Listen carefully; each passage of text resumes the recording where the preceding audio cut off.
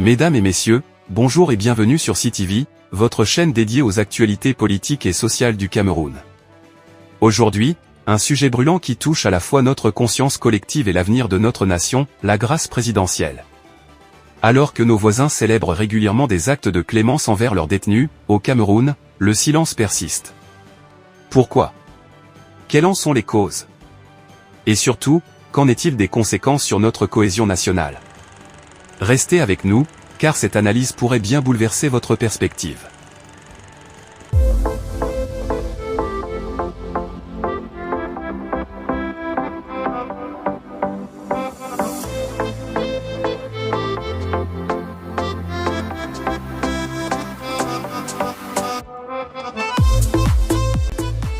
Un parallèle frappant avec nos voisins.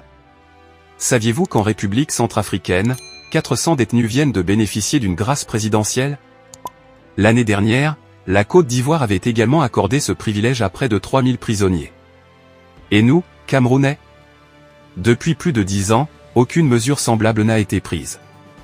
Cela soulève une question légitime, sommes-nous devenus insensibles à la culture du pardon? Un silence qui fait mal, chaque début d'année, l'espoir renaît. Certains leaders politiques et sociaux plaident pour un geste symbolique du chef de l'État. Mais année après année, les appels tombent dans l'oubli, comme des gouttes d'eau sur une pierre aride.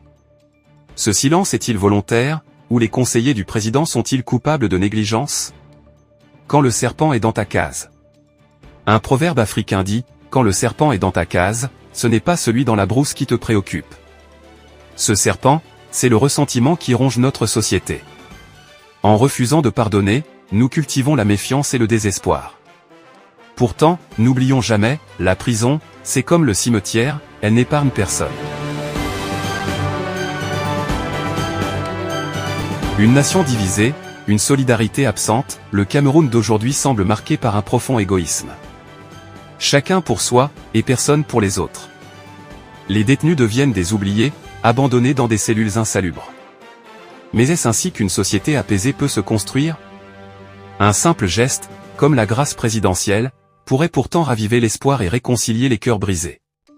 Le rôle des conseillers sous les projecteurs, surtout, ne blâmons pas aveuglément le président.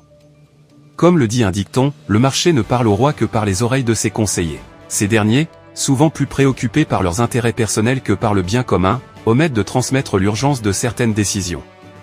Faut-il repenser leur rôle et leurs responsabilités dans les choix du pouvoir? Le débat est ouvert. Un besoin urgent d'apaisement.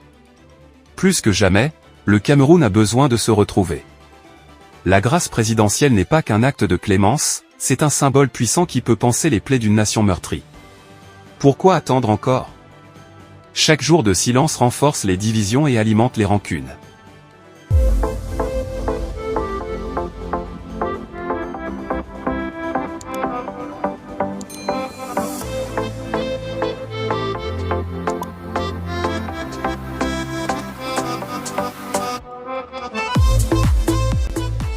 Mesdames et messieurs, ce reportage est une invitation à la réflexion. Peut-on continuer à ignorer l'importance du pardon dans la reconstruction de notre nation? Nous ne pouvons que souhaiter que cette année soit celle d'un geste fort, d'un élan de compassion.